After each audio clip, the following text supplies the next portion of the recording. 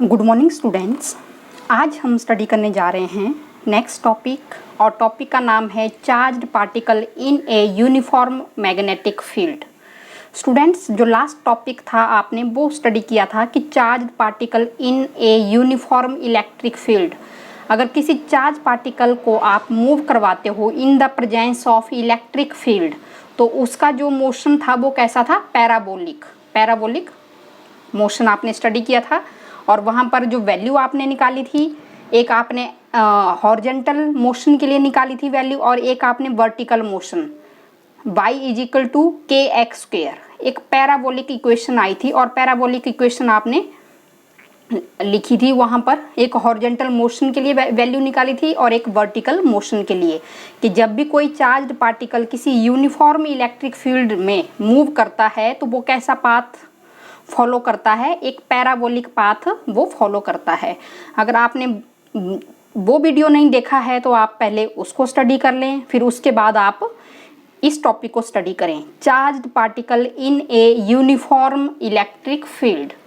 अब स्टूडेंट यहाँ पर देखेंगे आप सबसे पहले कि जब भी आपने यूनिफॉर्म इलेक्ट्रिक फील्ड वाला जो टॉपिक अगर आपने स्टडी करना है तो यहाँ पर आपको पहले 3 केस स्टडी करने पड़ेंगे।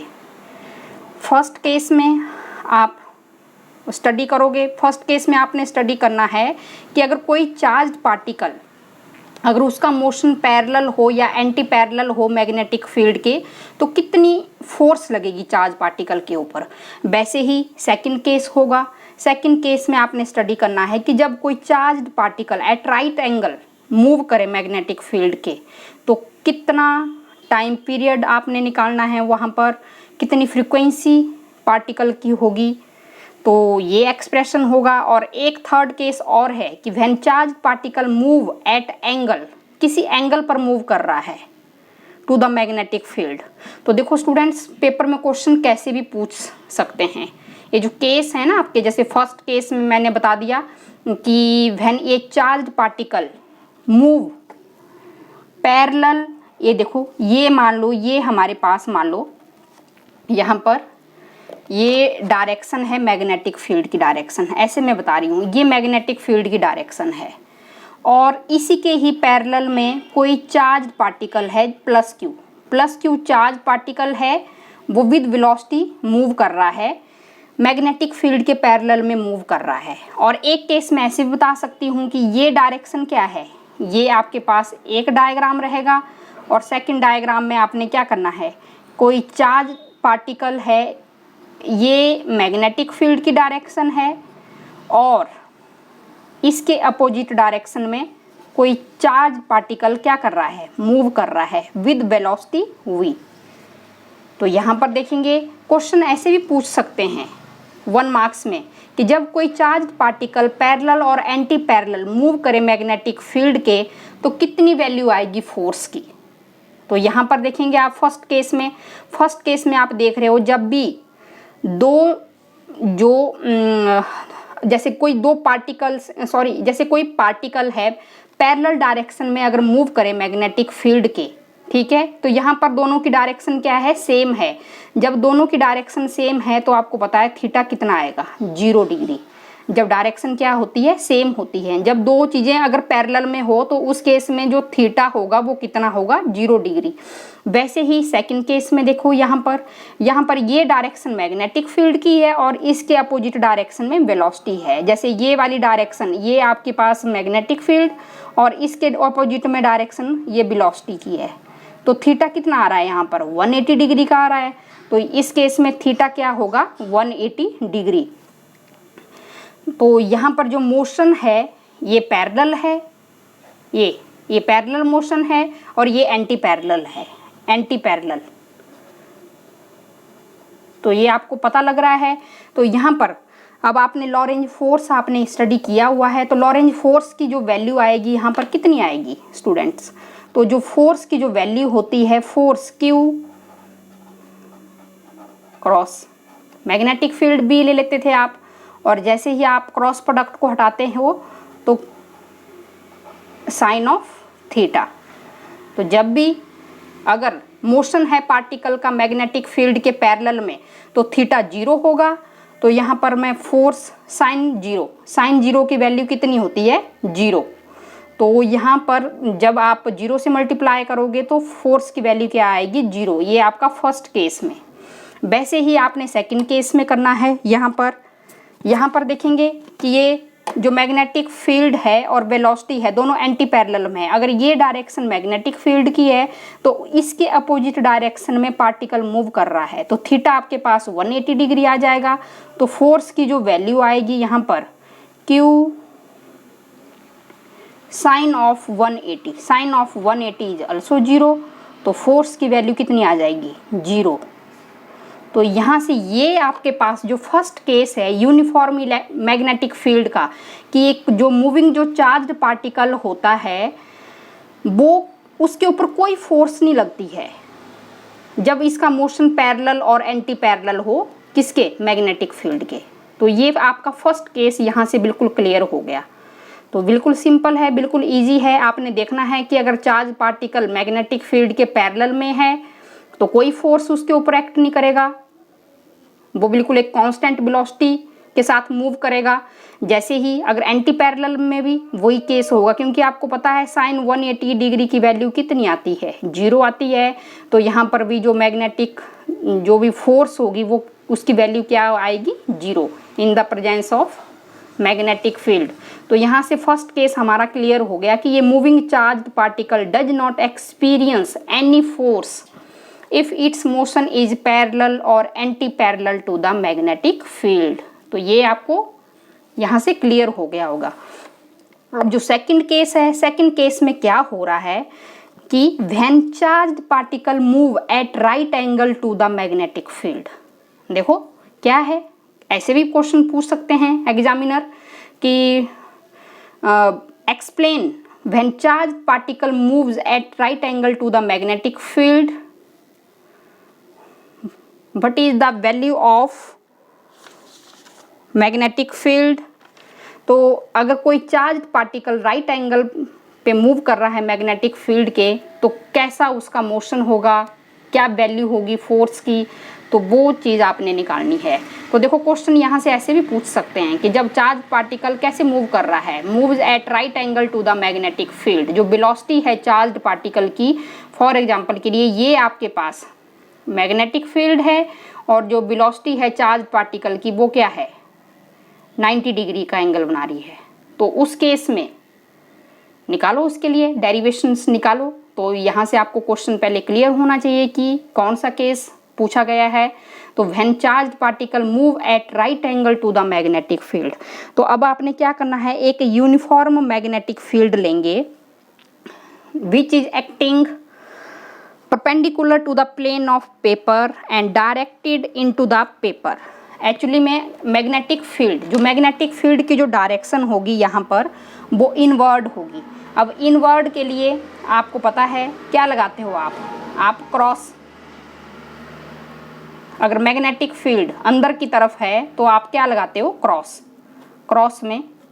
अगर आउटवर्ड डायरेक्शन होती है तो डॉट लगाते हैं। अब magnetic field is directed perpendicular to the plane of paper. अब जो मैग्नेटिक फील्ड की जो डायरेक्शन है यहाँ पर इनवर्ड है, तो इनवर्ड के लिए हम क्रॉस लगाते हैं। अंदर की तरफ है मैग्नेटिक फील्ड, यहाँ पर इनवर्ड मैग्नेटिक फील्ड कैसी है इनवर्ड। जब मैग्नेटिक फील्ड इनवर्ड होगी तो यहाँ पर आपने क्या करना है, मान लो कोई चार्ज पार्टिकल है जिसका charge particle plus Q charge है, मास क्या है उसका स्मॉल m है। जैसे ही वो इस रीजन में एंटर करेगा, ये रीजन है जैसे ये है ना आपका ये मैग्नेटिक फील्ड इनवर्ड अंदर की तरफ होगी मैग्नेटिक फील्ड की डायरेक्शन इनवर्ड। जैसे ये जो फिंगर्स हैं राइट हैंड पाम रूल, ये जो फिंगर्स हैं ये मैग्नेटिक फील्ड की डायरेक्शन बताएंगी। और ये जो थंब है, ये थंब क्या बताता है आपके पास, थंब आपको बताएगा कि जो चार्ज पार्टिकल है उसकी वेलोसिटी की डायरेक्शन को थंब बताएगा। वेलोसिटी की डायरेक्शन की किस डायरेक्शन में आपका जो पार्टिकल है वो मूव कर रहा है, तो वो उसकी डायरेक्शन को थंब बताएगा। और ये हथेली क्या बताएगी, फोर्स की डायरेक्शन को ये पाम हथेली बताएगी। तो जो फोर्स किस डायरेक्शन में लग रही है, तो मैंने बता दिया कि जो मैग्नेटिक फील्ड है वो अब इनवर्ड है, अंदर की तरफ है, अंदर की तरफ है।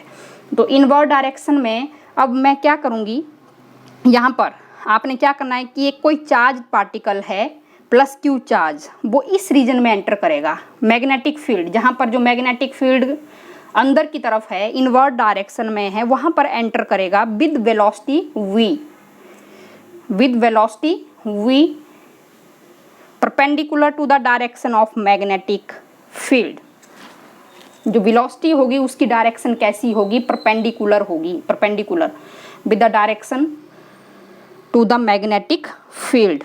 तो कैसे होगा यहाँ पर देखेंगे डायग्राम में। जैसे फॉर एग्जांपल के लिए मैं यहाँ पर ले रही हूँ कोई प्लस क्यू चार्ज, ये मैंने आपको बता दिया कि अब जो मैग्नेटिक फील्ड की डायरेक्शन है is directed into the plane of paper, मतलब अंदर की तरफ है, अंदर की तरफ है मैग्नेटिक फील्ड की डायरेक्शन।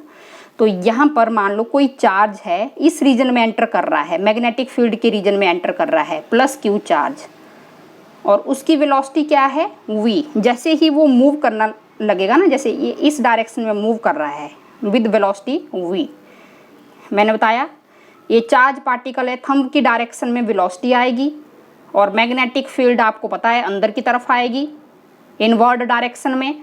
अब जो फोर्स होगी, फोर्स लगेगी इस तरफ, जिस तरफ आपकी हथेली है, right hand palm rule, force ऐसे लगेगी इस डायरेक्शन में, ये फोर्स लगेगी।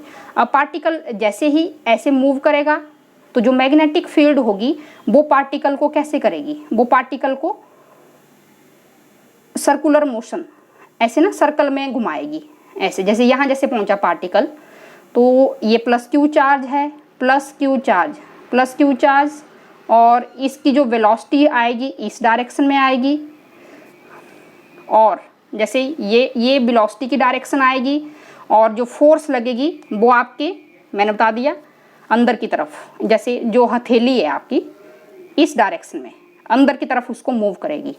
फिर ये आगे दोबारा से ऐसे, क्योंकि जो मैग्नेटिक फील्ड होगी, मैग्नेटिक फील्ड पार्टिकल को सर्कल में मूव करेगी। पार्टिकल को कैसे मूव करेगी, सर्कल में ऐसे घुमाएगी। मैग्नेटिक फील्ड की प्रेजेंस में जो पार्टिकल है वो सर्कुलर पाथ ट्रेवल करेगा। जैसे ही यहाँ पर पहुँचेगा पार्टिकल तो वेलोसिटी की डायरेक्शन ऐसे होगी और फोर्स ऐसे लगेगी। तो ये एक तरह से ना एक सर्कुलर पाथ ट्रेवल करेगा पार्टिकल। मैंने बता दिया ये कोई पार्टिकल है, मान लो ये प्लस क्यू पार्टिकल है, मैग्नेटिक फील्ड अंदर की तरफ, जहाँ आपकी ये फिंगर्स हैं, ये जो थंब है ये वेलोसिटी की डायरेक्शन बताएगा चार्ज पार्टिकल का, और ये जो हथेली है हमारी ये फोर्स की डायरेक्शन। तो यहाँ पर जैसे ये मूव करेगा ना, ऐसे ये मूव करना स्टार्ट होगा विद वेलोसिटी v, तो यहाँ पर क्या होगा, इस डायरेक्शन में फोर्स लगेगी और यहाँ से ये पार्टिकल यूं करके रोटेट हो जाएगा इन the presence of magnetic field. Magnetic field की वजह से ये जो पार्टिकल है ये हमारा सर्कुलर मोशन, मतलब सर्कल में पाथ ट्रेवल करेगा, और यहाँ पर फोर्स ऐसे लगेगी। ये डायरेक्शन आपकी वेलोसिटी की होगी, वेलोसिटी इस डायरेक्शन में, वैसे ही आगे, और पार्टिकल कैसे मूव करेगा, सर्कल में। यहाँ पर मान लो ये प्लस क्यू चार्ज, ये डायरेक्शन आपकी वेलोसिटी की आ जाएगी और फोर्स इस तरफ लगेगी। तो अब आपको समझ आ गया होगा कि in the presence of magnetic field जो पाथ होगा चार्ज पार्टिकल का वो कैसा होगा, सर्कुलर क्या होगा आपका, पाथ होगा चार्ज्ड पार्टिकल का। ठीक है, तो ये बिल्कुल सिंपल है कि in the presence of magnetic field particle कैसा पाथ कवर करेगा, सर्कुलर पाथ ट्रेवल करेगा। चार्ज पार्टिकल का पाथ कैसा होगा, सर्कुलर। तो कितनी फोर्स एक्ट करेगी चार्ज पार्टिकल के ऊपर ड्यू टू मैग्नेटिक फील्ड, लिखेंगे आप फोर्स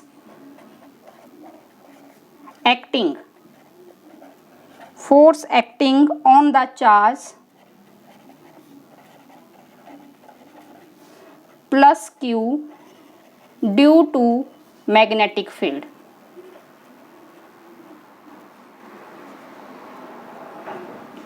तो तो मैग्नेटिक फील्ड, तो फोर्स की जो वैल्यू आएगी यहाँ पर लिख देंगे आप Q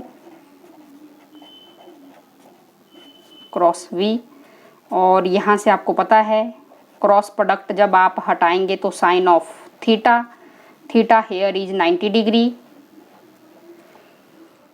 थीटा की वैल्यू 90 डिग्री, और फोर्स की जो वैल्यू आएगी वो लिख देंगे आप, ये आपके पास आ जाएगी।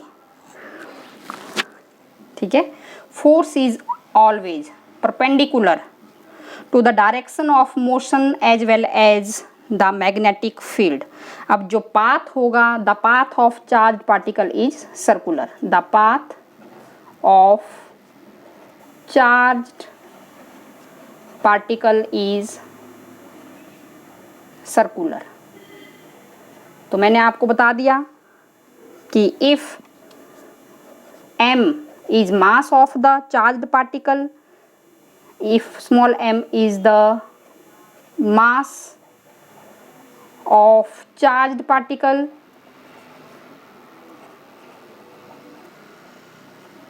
and r, small r ले लेंगे आप, radius, radius of circular path. अब रेडियस भी होगी क्योंकि सर्कल में पार्टिकल मूव कर रहा है।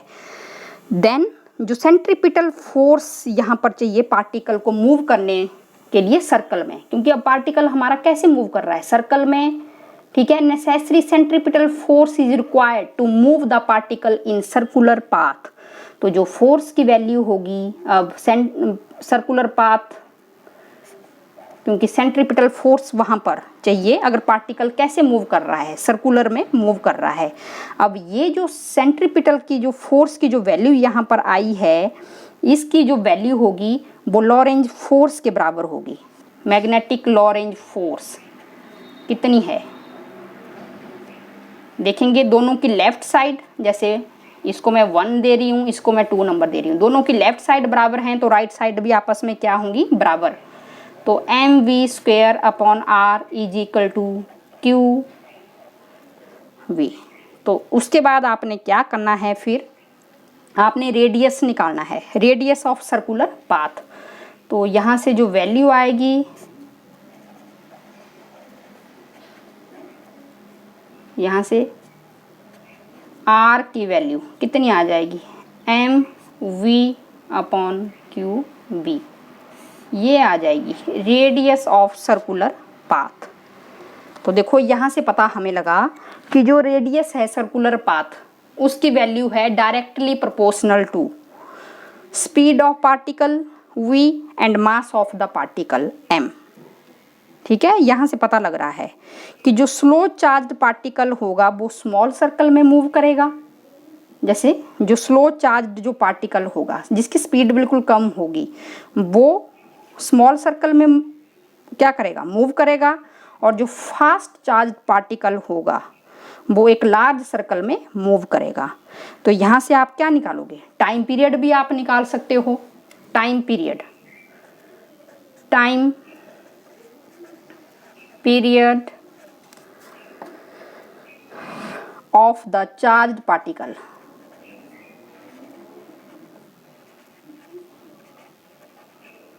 अब आपको पता ही है what is speed, speed distance upon time.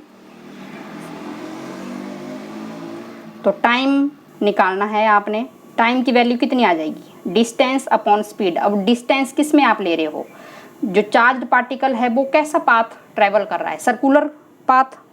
ठीक है, सर्कल में मूव कर रहा है, तो आप क्या लोगे, circumference of circle, circumference of circle divided by speed is v, और t circumference of circle आपको बताया कितना होता है 2 पाई r, और ये v।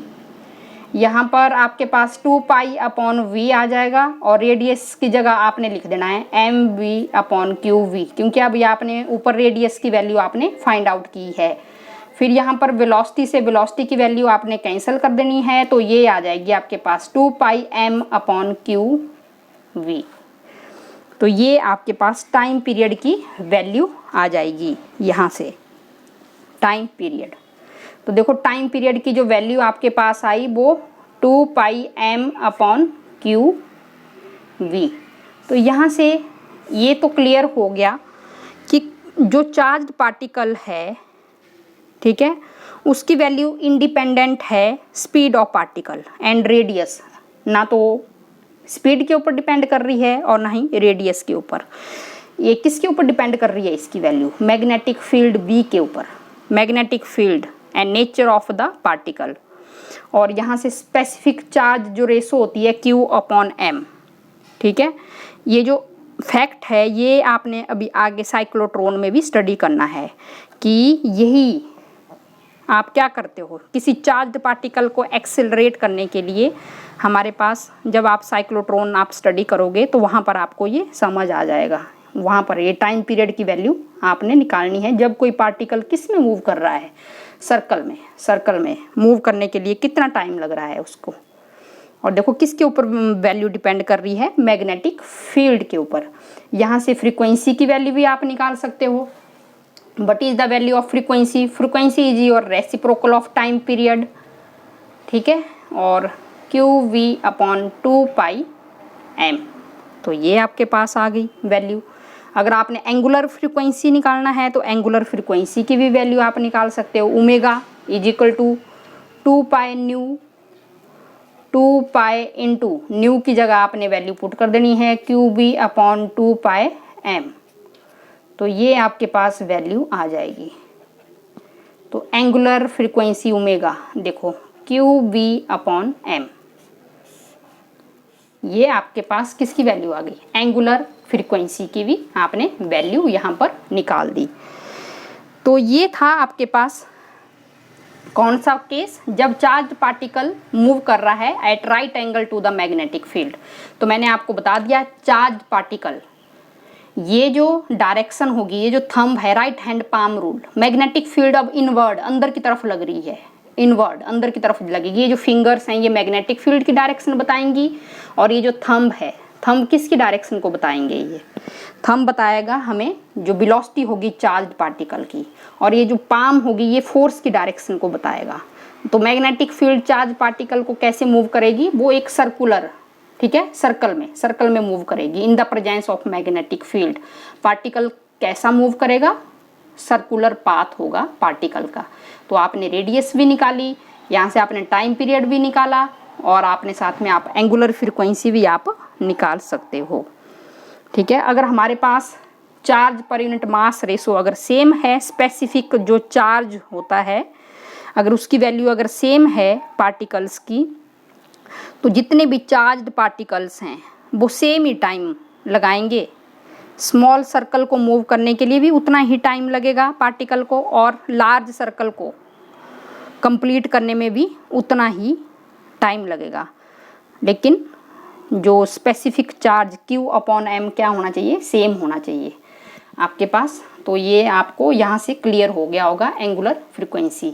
अब जो थर्ड जो केस आएगा मैग्नेटिक फील्ड के केस में, अब ये तो था आपके पास कि जब चार्ज पार्टिकल कैसे मूव कर रहा है? At right angle to the magnetic field.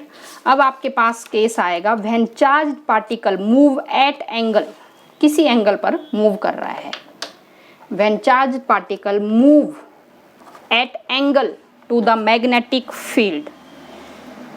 देखो स्टूडेंट्स, एग्जाम में क्वेश्चन कैसे भी आ सकता है, पूछ सकते हैं आपसे इस डेरिवेशन को कि when charge particle moves at angle to the magnetic field. अब किसी एंगल पर मूव कर रहा है चार्ज पार्टिकल,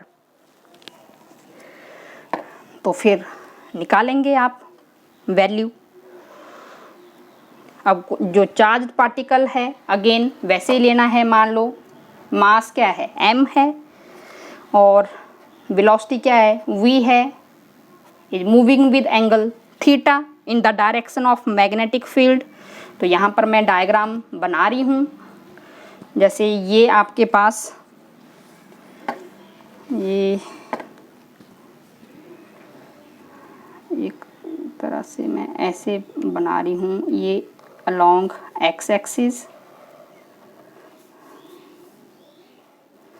और ये आपके पास अलोंग वाई एक्सिस, और ये जेड एक्सिस। अब किसी एंगल पर मूव कर रहा है चार्ज पार्टिकल, दिस वन, ये angle theta, and velocity is v, moving. तो क्या होगा यहाँ पर स्टूडेंट्स, अब जो मैग्नेटिक फील्ड है, मैग्नेटिक फील्ड मैंने आपको बता दिया है, जो आपने पीछे वाला केस भी आपने स्टडी किया, ठीक है। तो ये जो चार्ज्ड जो पार्टिकल होगा, इसका मास m है और ये विद वेलोसिटी मूव कर रहा है v at angle theta with the direction of magnetic field. यहाँ पर डायरेक्शन होगी मैग्नेटिक फील्ड की, किसकी, along X axis, along X axis ही डायरेक्शन है किसकी, मैग्नेटिक फील्ड की। तो फिर क्या होगा यहाँ पर, अब मैंने पीछे आपको रेक्टेंगुलर कंपोनेंट भी स्टडी करवाए हैं कि रेक्टेंगुलर कंपोनेंट में आप क्या करते हो, जैसे ये कोई पार्टिकल है, मान लो मूव विद एंगल थीटा, ठीक है, कोई वेक्टर है p वेक्टर मान लो, मेकिंग एन एंगल थीटा। तो जिस लाइन के साथ एंगल थीटा होता है वो हॉरिजॉन्टल कंपोनेंट होता है, और विद थीटा वाली जो लाइन होती है वो वर्टिकल कंपोनेंट होता है। तो आप रिजॉल्व कर देते हैं उसको टू कंपोनेंट में, एक हॉरिजॉन्टल कंपोनेंट और एक वर्टिकल कंपोनेंट। तो हॉरिजॉन्टल कंपोनेंट क्या होगा, जहाँ पर कॉस थीटा लगेगा, और vertical component sine of theta. ये आपने किया हुआ है रेक्टेंगुलर कंपोनेंट, अब हम इतनी बार कर चुके हैं, तो ये अब आपको क्लियर है। तो यहाँ पर भी ये जो पार्टिकल है विद वेलोसिटी v मूव कर रहा है मेकिंग एन एंगल थीटा। तो ये जो वेलोसिटी है चार्ज पार्टिकल की, इसको भी आपने टू कंपोनेंट में रिजॉल्व करना है। एक हॉरिजॉन्टल कंपोनेंट जिसके साथ एंगल थीटा बन रहा है, ये हॉरिजॉन्टल कंपोनेंट है v कॉस ऑफ थीटा, और विदाउट थीटा वाली जो लाइन होगी वो v साइन ऑफ थीटा। तो ये आपको समझ आ गया होगा, एक हॉरिजॉन्टल कंपोनेंट और एक वर्टिकल कंपोनेंट। ये जो चार्ज पार्टिकल है, charge particle move with constant velocity, जो v कॉस ऑफ थीटा आया अलोंग द मैग्नेटिक फील्ड, ये इसी डायरेक्शन में मैग्नेटिक फील्ड की भी डायरेक्शन है। जैसे मैं ऐसे बता देती हूँ, दिस डायरेक्शन, ये मैग्नेटिक फील्ड की डायरेक्शन है। दोनों डायरेक्शन अलोंग एक्स एक्सिस हैं, पैरेलल हैं दोनों डायरेक्शन, ये अलोंग, ये जो एक्स एक्सिस वाली और मैग्नेटिक फील्ड। तो मैंने बता दिया है जब भी कोई पार्टिकल पैरेलल में मूव करता है विद मैग्नेटिक फील्ड, तो वहाँ पर कोई भी फोर्स एक्ट नहीं होती है, वो बिल्कुल कांस्टेंट वेलोसिटी के साथ मूव करेगा पार्टिकल, ठीक है, क्योंकि पार्टिकल कैसे मूव कर रहा है, parallel to the magnetic field, ये जो v कॉस ऑफ थीटा। लेकिन इस कंपोनेंट को देखेंगे v sine of theta, v sine of theta क्या है, परपेंडिकुलर है। जैसे ये मैग्नेटिक फील्ड है, ये मैग्नेटिक फील्ड है, और इसके परपेंडिकुलर ये वाला कंपोनेंट है v साइन ऑफ थीटा। तो ये वाला कंपोनेंट क्या करेगा, v साइन ऑफ थीटा, ये वाला कंपोनेंट क्या करेगा, ये पार्टिकल को सर्कुलर, जैसे सर्कल में मूव करवाएगा, सर्कुलर पाथ। यहाँ से क्या होगा, ये v साइन ऑफ थीटा क्या करेगा, इन the presence of magnetic field, particle को यहाँ से ऐसे करके, पार्टिकल ऐसे ऐसे पाथ, सर्कुलर पाथ ट्रेवल करेगा। फिर उसके आगे दोबारा से, फिर नेक्स्ट ऐसे,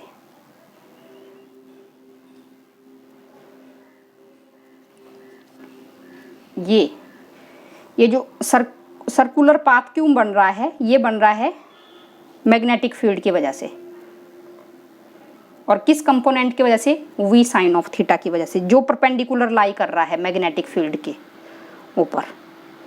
तो यहाँ पर ऐसा ये पाथ ट्रेवल करेंगे, और मैग्नेटिक फील्ड की डायरेक्शन मैंने बता दिया, ये है मैग्नेटिक फील्ड की डायरेक्शन अलोंग एक्स एक्सिस है। तो अब आपको समझ आ गया होगा कि मैं क्या बताना चाह रही हूँ यहाँ पर। तो यहाँ से आपको ये बिल्कुल क्लियर हो गया होगा। तो अब आप कर सकते हो आगे। जो सेंट्रीपिटल फोर्स होगी वो पार्टिकल को कैसे मूव करेगी, सर्कल में मूव करेगी। तो आपको पता है कि force is equal to mv² upon r लिख देंगे आप। And this force, centripetal force required to move the particle in a circle is provided by the magnetic Lorentz force Q V cross V। अब इसको मैं ऐसे भी लिख सकती हूँ Q V sine of theta, ये 1 और ये 2, दोनों की लेफ्ट साइड बराबर हैं तो दोनों फोर्सेस की राइट साइड भी क्या होगी, बराबर होगी। तो मैं यहाँ पर लिख सकती हूँ M V square upon R is equal to Q V sine of theta. यहाँ पर करने के बाद आपने क्या करना है, देखो मैंने आपको बता दिया जो पार्टिकल है, जो हॉरिजॉन्टल जो कंपोनेंट है वी कॉस ऑफ थीटा, वो पैरेलल में मूव कर रहा है मैग्नेटिक फील्ड के, तो इसके ऊपर कोई फोर्स एक्ट नहीं करेगी। जब पैरेलल में मूव कर रहा है तो मैंने फर्स्ट केस आपको स्टडी करवा दिया है कि जब भी कोई पार्टिकल पैरेलल और एंटी पैरेलल मूव करता है तो थीटा 0 होता है, तो साइन 0 की वैल्यू 0 होगी। तो ये जो हॉरिजॉन्टल जो कंपोनेंट होगा अलोंग एक्स एक्सिस, तो जो पार्टिकल है कांस्टेंट वेलोसिटी के साथ मूव करेगा। लेकिन जो वर्टिकल कंपोनेंट है वी साइन ऑफ थीटा, ये पार्टिकल को कैसे मूव करवाएगा, सर्कल में, जैसे देखो ऐसे ऐसे सर्कल बनवाएगा, ये वी साइन ऑफ थीटा। अब हमने क्या करना है, तो वी साइन ऑफ थीटा हम लिखेंगे यहाँ पर एम वी किस जगह हमने वी साइन ऑफ थीटा और अपॉन आर ऐसे लिखेंगे, ऐसे लिखेंगे। और क्यू यहाँ पर अगेन कंपोनेंट आपका वेलोसिटी का कौन सा आएगा, vertical component V sine of theta, और यहाँ पर मैग्नेटिक फील्ड और साइन ऑफ थीटा, ठीक है। वेलोसिटी और मैग्नेटिक फील्ड के बीच में एंगल यहाँ पर क्या है, 90 डिग्री, ये वाला साइन ऑफ 90 डिग्री। तो आपके पास ये जो वैल्यू आ जाएगी M V sine of theta, sine 91 होता है, तो आप लिख दोगे Q sine of theta, sine 90 is 1। यहाँ तक ये आपको अब समझ आ गया होगा। तो फिर आगे आपने रेडियस आपने निकालनी है, अब इस सर्कुलर पाथ की radius M V sine of theta का square divided by Q V sine of theta और रेडियस स्मॉल आर। तो यहाँ से जो टर्म आपकी कैंसिल हो रही है उसको कैंसिल कर देंगे, तो ये हमारे पास क्या आ जाएगा M V sine of theta, नीचे आपके पास क्या आ जाएगा क्यू और वी, क्योंकि ये वी साइन ऑफ थीटा इसके साथ कैंसिल हो जाएगा क्योंकि ऊपर तो स्क्वायर है, तो फिर एक बच जाएगा, उसको ऐसे लिख देंगे। तो टाइम पीरियड आप निकाल दोगे। अब टाइम पीरियड आपको पता ही है, what is time period, time period speed distance upon time. तो यहाँ पर सरकमफ्रेंस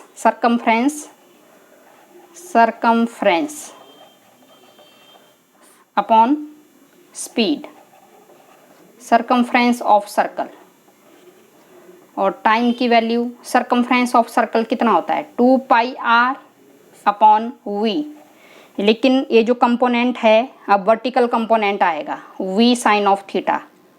अब जो वेलोसिटी है किसी एंगल पर मूव कर रही है तो आपके पास वी की जगह वी साइन ऑफ थीटा, तो 2 pi upon V sine of theta into R की जगह अभी आपने वैल्यू निकाली M V sine of theta upon Q we.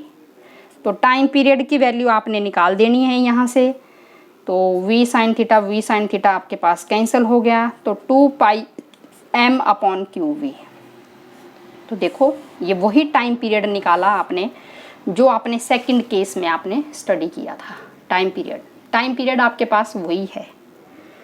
Time period is independent of the velocity of charged particle, ठीक है। जो charge particle move कर रहा है along the direction of magnetic field, जो आपका हॉरिजॉन्टल कंपोनेंट है वी कॉस ऑफ थीटा, उसी टाइम पर at the same time particle कैसा मूव करना स्टार्ट करने लग गया, circular path due to this component V sine of theta की वजह से। तो जो रिजल्टेंट पाथ आएगा पार्टिकल का वो आ जाएगा हेलिक्स, ठीक है। हेलिकल पाथ बोलते हैं उसको, हेलिकल पाथ। कैसा बोलेंगे इसको, हेलिकल पाथ। तो हेलिकल जो पाथ आएगा with its axis parallel to the magnetic field, तो आपने बता देना है, ठीक है। द लीनियर, अब आपके पास the linear distance travelled by the charged particle,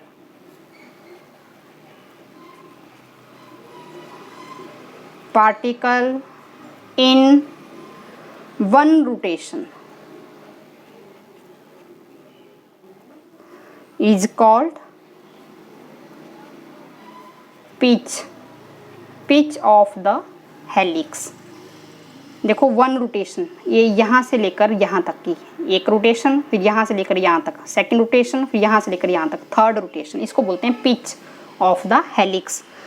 और पिच को आपने पी से डिनोट करना है, वो आपके पास क्या आ जाएगा, horizontal component into time period, और वी कॉस ऑफ थीटा और टाइम पीरियड की वैल्यू आपने अभी निकाली 2πm/QV।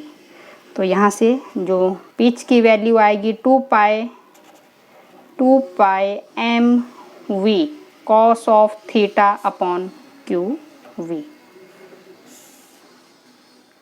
ठीक है। तो ये वो कंपोनेंट था V साइन ऑफ थीटा, जिसकी वजह से जो पार्टिकल था हमारा वो कैसे मूव कर रहा था सर्कुलर में।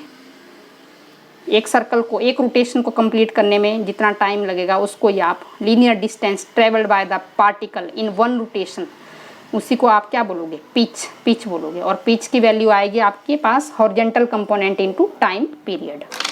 तो ये आपको अब समझ आ गया होगा। बिल्कुल सिंपल केस है कि जब कोई charged particle in the presence of magnetic field move करता है तो वहाँ पर आपने 3 केस स्टडी किए। फर्स्ट केस में आपने किया पैरेलल मूव कर रहा है पार्टिकल की एंटी पैरेलल, वैसे इस सेकंड केस में आपने बताया कि चार्ज पार्टिकल मूव कर रहा है एट राइट एंगल पर, और थर्ड केस में आपने स्टडी किया कि जब कोई चार्ज पार्टिकल मूव करेगा किसी एंगल पर, ठीक है, other than 0 degree, 90 degree and 180 degree, तो वो आपने वैल्यू आपने फाइंड आउट की। ओके।